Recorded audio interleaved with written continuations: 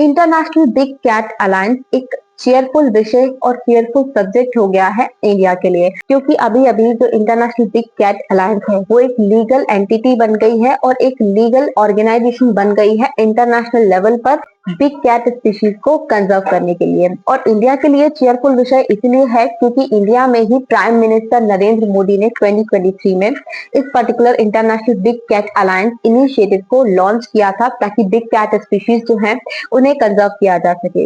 इसका सबसे main front यही होगा कि हमें बिग कैट स्पीशीज को कंजर्व करना है क्योंकि वो टॉप प्रेडेटर्स हैं। प्रेडेटर्स को कंजर्व करेंगे तो हमारी food chain, food web secured होंगी और हमारे इकोसिस्टम को एक न्यूट्रलिटी प्रोवाइड करेगी। अब जो बिग कैट स्पीशीज हैं वो टोटल 7 कैटेगरीज में है, जिसमें इंक्लूडिंग है tiger, lion, leopard, snow leopard, Puma, Jaguar और चीता। इन सभी को कंजर्व करना है ताकि इकोसिस्टम एग्जैक्टली कंजर्व हो सके। अब ये जो इंटरनेशनल बिग कैट अलायंस बना, इसमें टोटल 96 मेंबर कंट्रीज इंक्लूडिंग थी, लेकिन इससे जिसने रेटिफाई किया है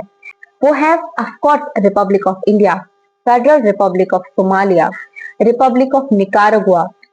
किंगडम ऑफ एस्वाटिनी, इसके अलावा रिपब्लिक ऑफ लिबेरिया। इन सभी ने इस पर्टिकुलर ऑर्गेनाइजेशन या फिर इस पर्टिकुलर एग्रीमेंट को रेटिफाई किया। रेटिफिकेशन हाईएस्ट लेवल का कंजर्वेशन एफर्ट या फिर हाईएस्ट लेवल का वो एफर्ट माना जाता है जो एक कंट्री अपनी तरफ से लगाएगी, लीगली लगाएगी उस पर्टिकुलर स्पीशीज को या उस पर्टिकुलर इनिशिएटिव को एंश्योर करने के लिए। अब जो इंटरनेशनल बिग कैट अलायंस है उसका मेन इनिशिएटिव यही है कि कंजर्वेशन एफर्ट्स को, कंजर्वेशन एक्सपर्टीज को जो भी सारी कंट्रीज के पास में है उन सभी को शेयर किया जाए। इसके अलावा कंजर्वेशन इनिशिएटिव्स के लिए फंडिंग प्रोवाइड की जाए और वो सारी टेक्निकल एक्सपर्टीज जो भी बिग कैट्स को कंजर्व करने में या इकोसिस्टम को कंजर्व करने के लिए जरूरी होती हैं वो एक दूसरे से शेयर की जाए ताकि अपने अपने लेवल पर सारी कंट्रीज बिग कैट्स को कंजर्व कर सके, जो कि एक टॉप प्रेडेटर है जो ऑफकोर्स इकोसिस्टम को कंजर्व करने में हमारी हेल्प करेगा। अब international big cat alliance organisation अब ओपन है सारी की सारी यूनाइटेड नेशन मेंबर स्टेट्स के लिए,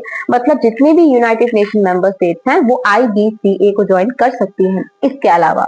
जो रेंज कंट्रीज हैं जहां पर भी बिग कैट्स हैं वो भी इस पर्टिकुलर ऑर्गेनाइजेशन को ज्वाइन कर सकती हैं, और जो नॉन रेंज कंट्रीज हैं जो भी बिग कैट कंजर्वेशन एफर्ट्स को सपोर्ट करना चाहती हैं वो सब भी international big cat alliance initiative जो कि अब ऑर्गेनाइजेशन बन गया है इंटरनेशनल लेवल पर उसे ज्वाइन कर सकती हैं। International big cat alliance initiative के लॉन्च होने से और उसकी एक लीगल एंटिटी बनने से बहुत इंपॉर्टेंट रोल प्ले होगा कंजर्वेशन एफर्ट्स में, क्योंकि सबसे पहले तो ये एक कंजर्वेशन कोलैबोरेटिव एफर्ट है जहां पर कई सारे रिसर्चर्स, कई सारे कंजर्वेशनिस्ट, इसके अलावा कई सारे पॉलिसी मेकर्स एक साथ आएंगे और अपनी अपनी टेक्निकल नो हाउ, अपनी अपनी कंजर्वेशन एक्सपर्टीज को शेयर करेंगे ताकि इकोसिस्टम को कंजर्व किया जा सके, टॉप प्रेडेटर्स को कंजर्व किया जा सके। और ये दूसरी जितनी भी ऑर्गेनाइजेशन कंजर्वेशन एफर्ट्स ले रही हैं स्पीशीज के कंजर्वेशन में स्पेसिफिकली और इकोसिस्टम के कंजर्वेशन में ऑल द वे, उन सभी को हेल्प करेगा। जैसे कि जो इंटरनेशनल बिग कैट अलायंस है वो साइट्स के साथ भी काम करेगी और CMS यानी conservation on the migratory species उनके साथ भी काम करेगी ताकि स्पीशीज को हम कंजर्व कर सके अपने फुल फ्लैश्ड फॉर्म में, जो कि हमारे इकोसिस्टम को स्टेबिलिटी प्रोवाइड करेगा।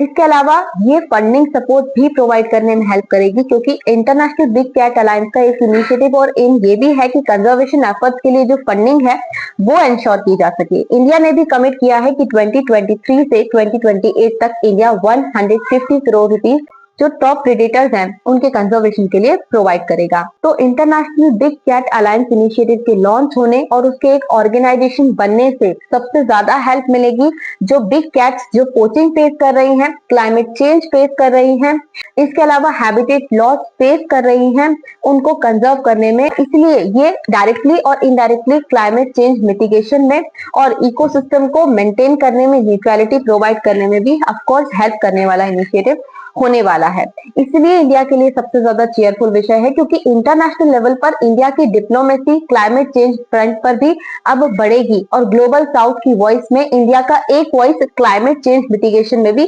आगे बढ़ने वाला है IBCA के थ्रू।